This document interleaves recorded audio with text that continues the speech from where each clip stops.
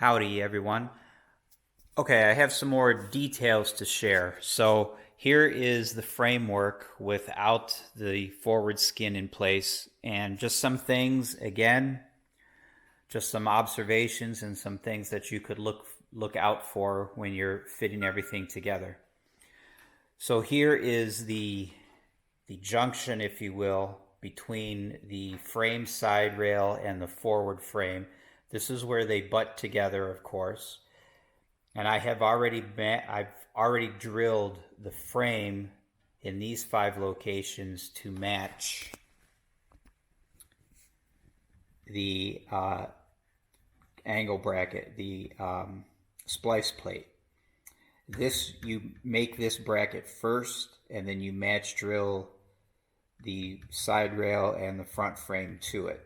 Since I had already done that, and this was already attached to the side rail, all I had to do was fit it to the plane and then locate these 5 holes for the forward frame. But again, you can see I've got my shims in place as per the instructions. I've got this frame in alignment with the roll bar, which is explained in the instructions. You use a square, some type of square, and you just lay it on the roll bar and then make sure that this face of the canopy frame is in alignment with this face of the roll bar, and you just check that all the way around, make sure that it's square. So with this locked down in place, with, again, you can see spacers in here, those are called out on the plans, my wood spacers.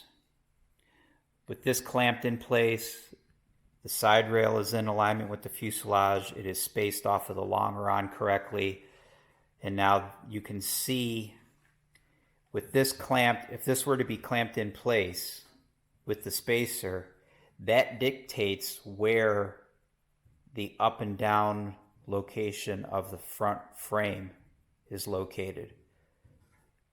That movement then, of course, is going to change how your skin fits up here. So it's kind of important to me to get this stuff kind of locked down and figured out before I start finalizing all of these other holes in the skin, because this thing is still moving. And again, it's in alignment with the side of the fuselage. It's in alignment as close as I can get it with the side of the fuselage, spaced correctly, spaced correctly, spaced correctly. The facing through the diameter of the roll bar is correct, clamped, and fitted quite nicely. This is where I was talking about this butt here, where these 2 pieces butt together. If this rail is long, it can very easily push this corner forward. You don't want interference in here, but you don't want a big gap either. This is the area where they talk about in the instructions where you have to start to roll this corner inward and kind of over at the same time. There are 2 holes, 2 rivets that will go in here eventually to tie this ear to this side rail, but you do that at a later time after you get the actual canopy fitted. But the canopy is going to run through here, and then it kind of goes up and over.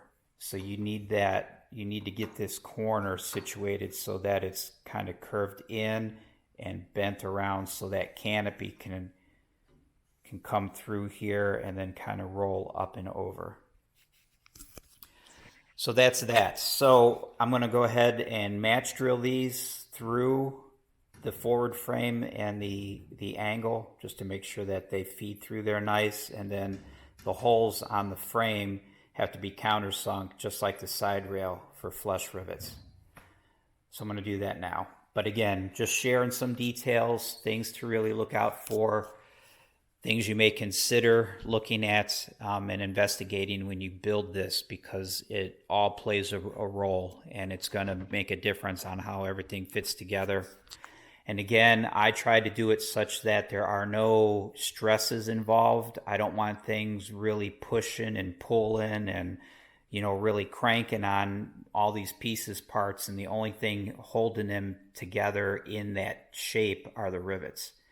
I want the rivets to hold the individual pieces to one another, but I don't necessarily want to rely on the rivets and the actual plastic canopy bubble to really pull and hold and crank things together. So I want to strip everything down and make sure everything is pre-bent and pre-drilled and the stresses are not even there to begin with. All right, still rambling. I'm going to cut it short. Talk to you soon.